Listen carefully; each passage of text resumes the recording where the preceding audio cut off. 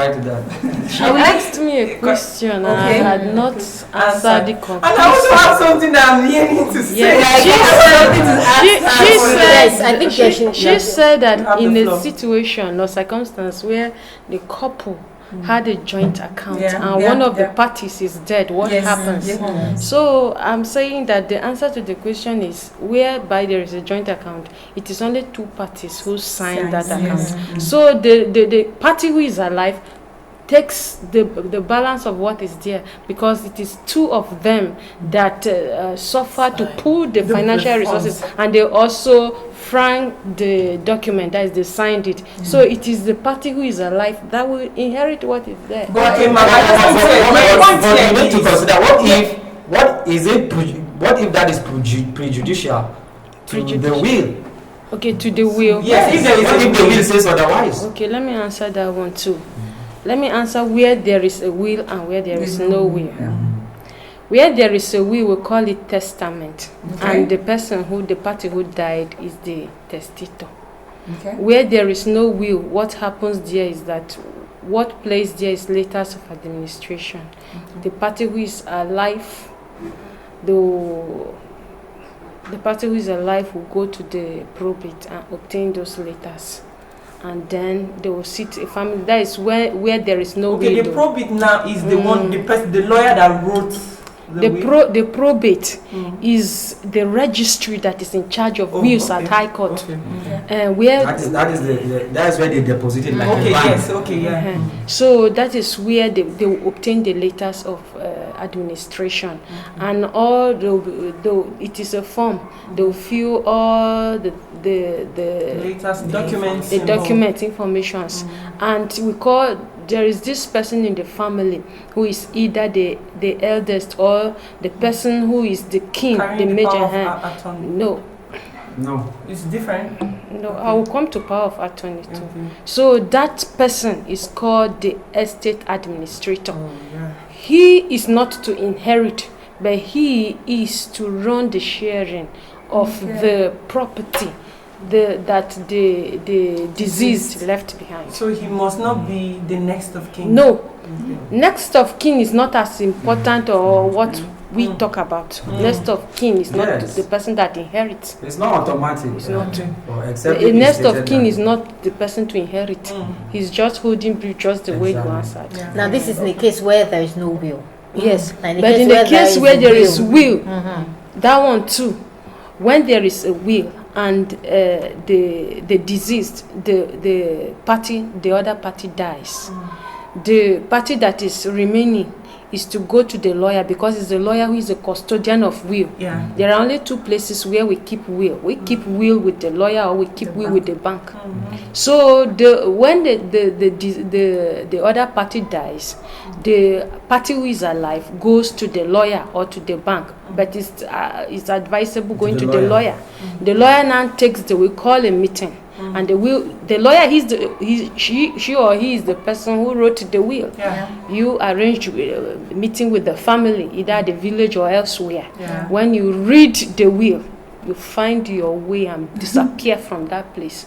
And they'll fight now, because you see surprises, attack, you see cutlass. So when the will is read, those people who are not dissatisfied, those people who are not comfortable with the will now go to court. This one is called Prope, to challenge the will. They will now bring the fact that shows them that this will was not written by that man, the deceased. Do you understand? You bring proofs. Some of the proofs are that it was written under duress. It was written when the person was drunk. And these are the things, and we have plethora of cases that support that. So that is that. But where there is no dispute as to the will, as it is read, that is how the portion will be shared, and everybody will carry their portions. And it's possible that a will can be done, and maybe the wife, or maybe the man has. In fact, let me put it this way. What is the place of the law as regards to a child that was given birth to outside of wedlock? Because when it comes to sharing properties and disagreements, different parties, those who are feeling cheated and those who, because I've heard stories that a man maybe he has a child outside of wedlock and he puts the child in the will and gives even more, maybe gives a bigger property to the child that is coming from outside, and then even the child that is supposed to be like the main in his inheritance, like the first child of the family, doesn't have so much. Okay. So in such thank you for the question. With regards to succession or inheritance, when we talk about inheritance of property and will, we are talking about the savings or the assets that a man labored throughout his life to get. And the law empowers the man or the owner of property to give it to whosoever he wishes. Do you understand? So it is unto the man or the deceased to give his property to whoever he wishes, because inheritance is can even give it to charity, donate everything to charity and not give to any of the inheritance does not require you to work or to labor to have. When you inherit, you have something by grace. It's not what you labored for. So when the man sees that this his servant or his slave or his child born out of wedlock was more loyal to him when he was alive, he will write it in his will. Yes, and to manage it for the rest of his maybe the biological children, the said biological children. The man has all the legal rights to put it down in pen, and at the end of his days on earth, his words and written testament will be respected. So even if the family brings down the wall, the law, his will prevail. Exactly. The law will prevail. So, but there's this whether adopted, foster, biological, it doesn't matter. You understand? It could be even a maid. So the just like you said, it could be charity. Exactly. So the testator decides, that is the deceased. He's the one that has the power to decide what goes to. Okay. Why I'm really. But let me chip in. There is something people didn't ask me, but let me put it. There is something we call codicil in will.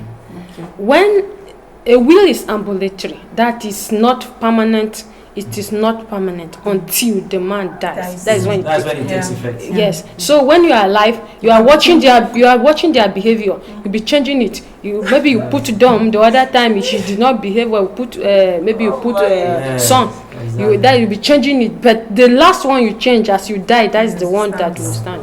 Like that woman in the video, she said when she got married to her husband, and she gave birth to her first son, and the husband told then before the marriage, his next of kings was his brother. But when she gave birth and she had a son, he told her that he had already changed it. Yeah. So just after some years, he died, and she discovered that it's not her son. Just like he said that, and he has changed it. It was the brother. So the brother went ahead collecting money from his benefit. Started collecting money. At some point, she now reported to, I think, a friend of her husband, also a colleague, and the colleague now went to the office and now gave them information that no, this man is taking this money, but this man has children, and he has 6 children, including the wife, and none of them went to school. Like the children were not even up to a secondary school level, including her. She did not go to school and she had nothing to do. So the man was just busy collecting the money, and then the family was suffering. And then when this thing went back to the office, because sometimes this office don't do some background check. I don't know, they just start giving money to the next of kings, and they claim the money from the bank and all of that. So my point here is, this woman, the man collected money and did not give to the family. But when she complained that she's no longer going to sign anything or appear anywhere, because when she do that, the man goes and collect the money and she doesn't get anything. So now the company now demanded that this woman needs to come. Yes. We need to see this woman. We need to see her children. The woman refused that she will not go. They had to bring family members to come and talk to her. And me and you know that if I have a case, I'm dissatisfied, or maybe a widow is dissatisfied about a particular situation, and she goes to court. After the court finish, saying one or two things, you still have to come back and face family. Yeah. So that's why she refused. So they feel like, okay, let's settle it at home and all of that. So they spoke to her at some point. She agreed and went, and that was when they gave her that 500,000. Whoa. If not, they did not give her anything. It was after she pushed. So much so. She was not educated, but she saw that the man was eating fat. The account the man told her that he had for the children, he closed down the account and squandered all the money. Her children were not going to school. She didn't have a business. She was suffering. So she just decided to, like, air out to this friend and say, this is what is happening. That's how the man now helped her, because she was not educated, but the man knew the power of how far she could go. So he was the one that helped her to stretch, and that was how she got that money. He took bigger amount of the money, and she had just 500,000. The man with the diseased children. And so the way to avoid, so not like is the office. No, it is not. The onus is not, on the office to do that. Okay. They have to act within their own, capacity, their purview, right? So the complaint must be. Yeah. So if a member of the family is deceased, the office, wherever the person works, only deals with the next of kin. The next of kin is the person who hold brief in the event of death or any circumstance, right? So they believe that the person, the deceased, knows the next of kin, and it is believed that the deceased trusts that this next of kin will handle things the way I would have done it as though I am still alive. Let me please, can you explain? Can you differentiate between next of kings and the one who has the power of attorney? Yes, and then when the next of kin, when the office deals with the next of kin, right?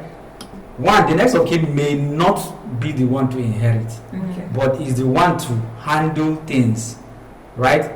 Like claiming the insurance, because the office is the mediator between the family and the office, all the benefits, whatever it is, right? There's benefit and the rest of them. And so that is where we talk about education and being aware, the awareness. Now, if the widow knows her, right? If she's educated, if the family knows, right? Or they have, if the deceased also had written a will, so there is no way the next of kin will just have too much power then and then decide, yes, you can handle those things, you can go to the office, do the liaison between the office and the family, but that does not mean you have the right to squander money, all the man's estate, the deceased estate.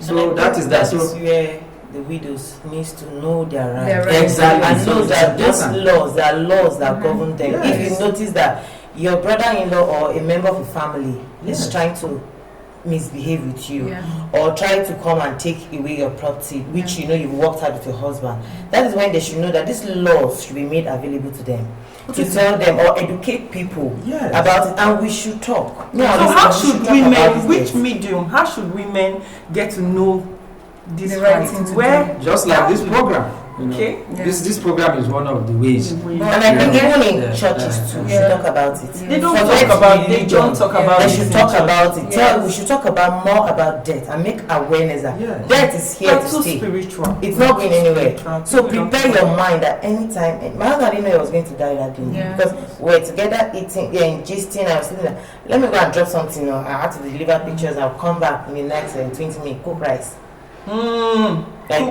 Cook rice. I was sitting on the chair. He was like, just pour rice inside water, sleep, I'll come back. The rice was so nice. And he didn't come back. He was not prepared. But death came.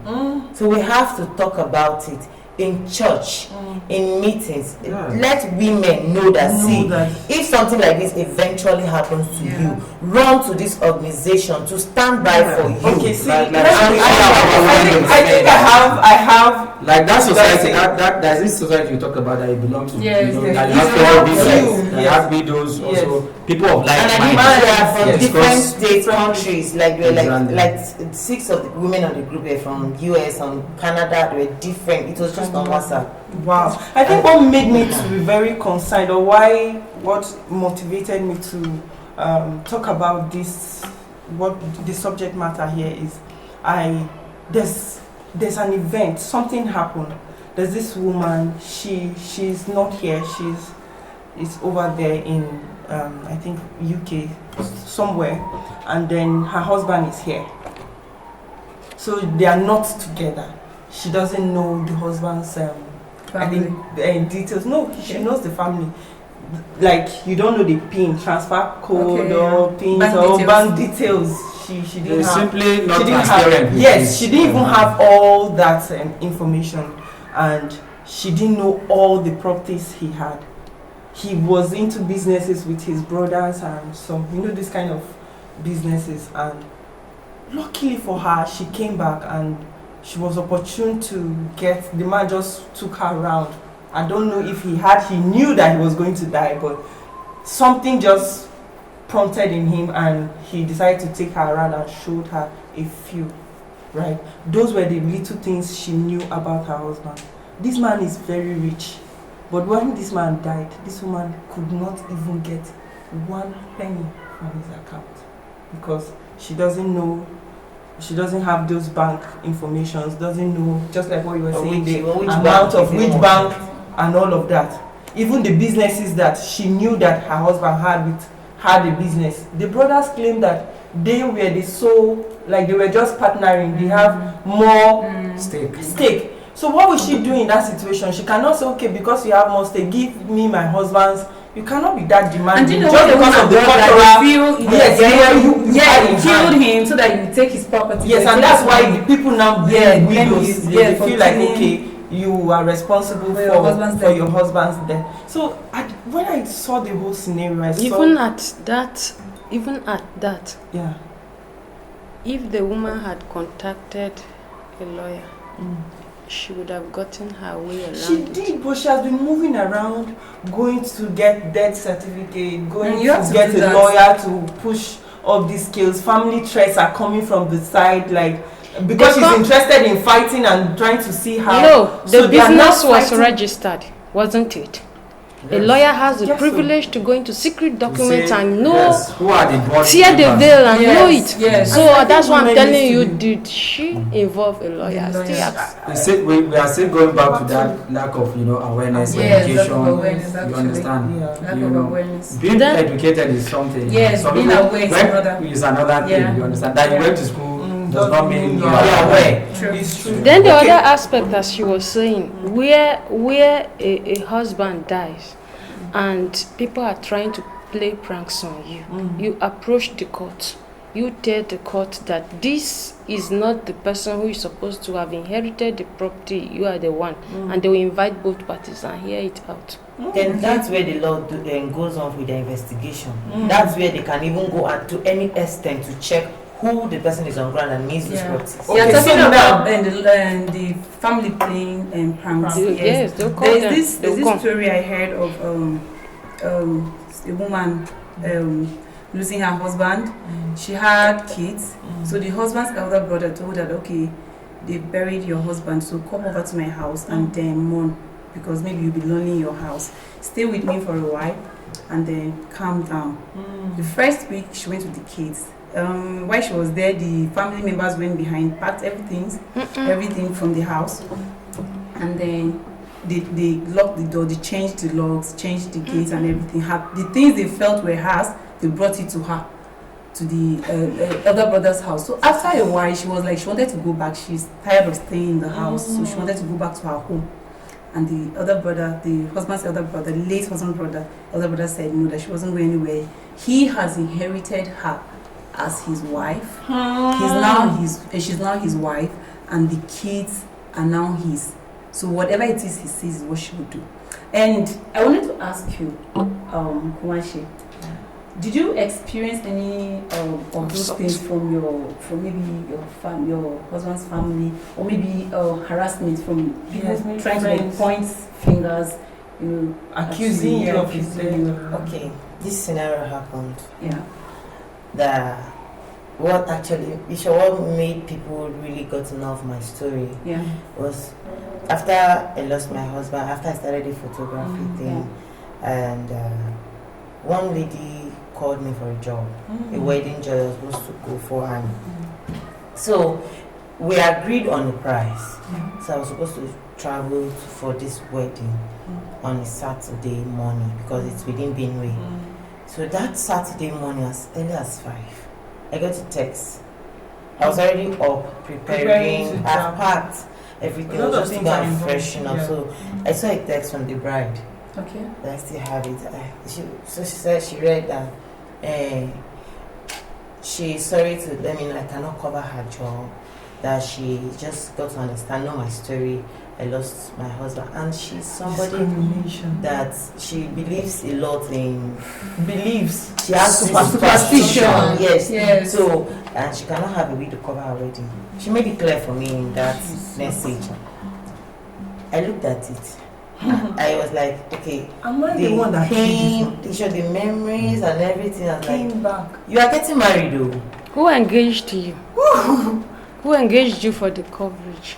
It was a friend of mine that somebody probably did on her behalf. Yes. Okay. So somebody called. Probably then she didn't know the story. Yeah. The person didn't know, the lady, the bride didn't know, but the person that engaged me was engaging me out of that. Okay, let me encourage this young woman. So she connected me to the bride and was like, okay, more of help me. She's a young girl to getting married, and me, I will understand better to assist with the price and everything. So I agreed, and the bride sent me that message around 5 in the morning.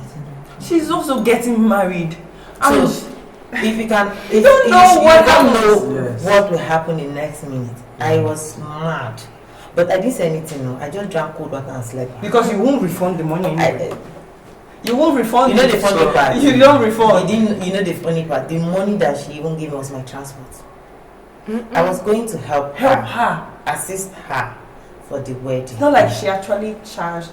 I didn't charge you much. So superstitiously, she believed that you as going to transfer bad luck to her family. Yes, you are bringing ill luck, to her wedding. So and she wants her husband that to was live long. not She doesn't only want once him in to die. society, even though we're in a modern society, we do still face discrimination. See, when you were actually talking about how you go on TikTok, dance, you're trying to just walk over these things. I was wondering. I wanted to people come bullying your and see this one inbox that one told me that slow down on your husband died. My mother-in-law one day, while I was still heavily pregnant, asked me to go do makeup and look good before I go to school because I was looking like one mad woman. She was like, comfort, just go out.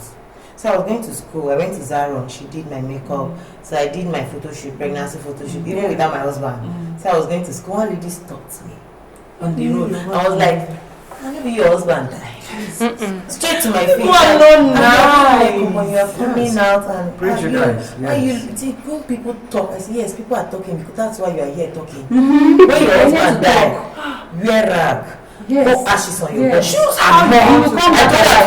I had that call because I know my house. They were there. So I made her understand that your own husband that really wants to die next, then you can mourn like the Bible mentioned it. Yes, very sackcloth. I know I caused problem. The whole family called me for complete 2 weeks. Usually the woman's husband kept calling me. That he's begging me if it's a cause I should remove it. Well, it was like people just. I remember I've been removed from bridal train 3 times. Not to match a wedding. Because those are the discrimination. So they don't say it to your face. Some don't say it to your face. But attitude. The reaction. Like that lady that said that thing. I didn't want to mention her name because she came back. The husband was raised by a widow. See these things okay now. When this when this thing happened to you, or when they put up this discriminatory attitude towards you, if you don't want to let it go, the law provides for you to sue them for discrimination. Really? I have a barrister friend. When I mentioned this to him, he was like, just give me. Looking for money. Give me the name. I'm not looking for money. Just give me. He wanted to take it out. Yes. But because of the man, the husband, he got to understand when I posted it. The lady that saw that did not see me at the wedding called me. I told her what happened. She went straight and called the husband. That That in case so you die now. Now your wife calls her. Now the wife calls her. The man called. The man's mother called because she already knows, feels what was happening, and she kept begging and telling me sorry. I heard the marriage ended. Yes, that alone. The woman said, the man, I heard that the marriage ended. Just what kind of a woman? Okay, there's a similar case. Actually came very fast. Yeah, come actually came. The husband said, and when he was saying on the call that day, he was like, you know, I was raised by a widow. My mother suffers. Like you see the way he said it. Person one with the one wrong. My wife is insulting my mother. If she can discriminate you. Yes, to the mother. So the husband to be was raised by a widow, and the widow was the mom. Alright. We are going to come back to that, but let's go on a quick break. When we come back, we're going to continue. It's getting heated here, but when we come back, we'll continue.